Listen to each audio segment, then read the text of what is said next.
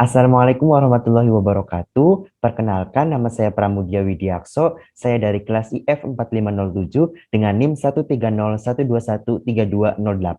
Dalam video ini saya ingin menjelaskan mengenai siklus hidup database, orang-orang yang terlibat dalam database, dan juga evolusi sistem database. Yang pertama, saya ingin menjelaskan siklus hidup database. Hal pertama yang ada di siklus hidup database adalah planning. Planning ini bertujuan untuk mengembangkan pemahaman awal mengenai situasi bisnis dan bagaimana informasi sistem kemungkinan bisa memecahkan suatu masalah. Nah, dalam planning ini terdapat dua langkah. Yang pertama ada enterprise modeling dan conceptual modeling. Yang kedua ada analisis. Analisis ini bertujuannya untuk menganalisis situasi bisnis dengan cara yang pertama menentukan persyaratan, yang kedua menyusun persyaratan yang sudah kita tentukan sebelumnya, dan yang ketiga itu memilih fitur sistem yang kemungkinan besar ke depannya itu bisa bersaing.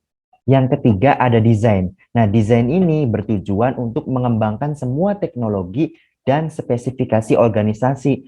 Ada dua langkah di dalam desain sama seperti planning. Yang pertama itu logical database design, yang kedua ada physical database design and definition.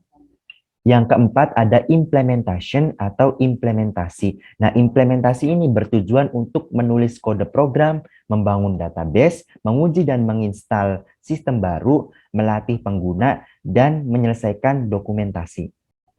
Yang kelima ada maintenance. Nah, maintenance ini bertujuan untuk memantau sistem serta memperbaiki atau meningkatkan sistem yang sudah kita buat.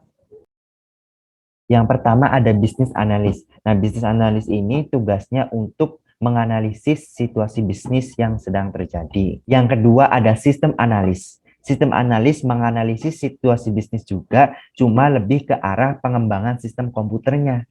Yang ketiga ada database analis dan data modelers. Nah, tugasnya menentukan persyaratan dan desain untuk komponen database. Yang keempat ada user. User ini tugasnya memberikan penilaian terhadap sistem yang sudah kita buat. Yang kelima ada programmer. Nah, programmer ini tugasnya untuk menulis kode program komputer. Nah, sebenarnya masih banyak lagi tugas-tugas atau orang-orang yang terlibat di dalam database. Cuma saya bisa sebutin 5 saja karena waktunya terbatas di sini. Lanjut ke materi berikutnya. Yang pertama ada hierarchical database model. Jadi filenya itu disusun seperti layaknya bentuk pohon dengan struktur top down. Yang kedua ada network database model. Jadi di sini filenya itu disusun dapat terkait dengan file lainnya.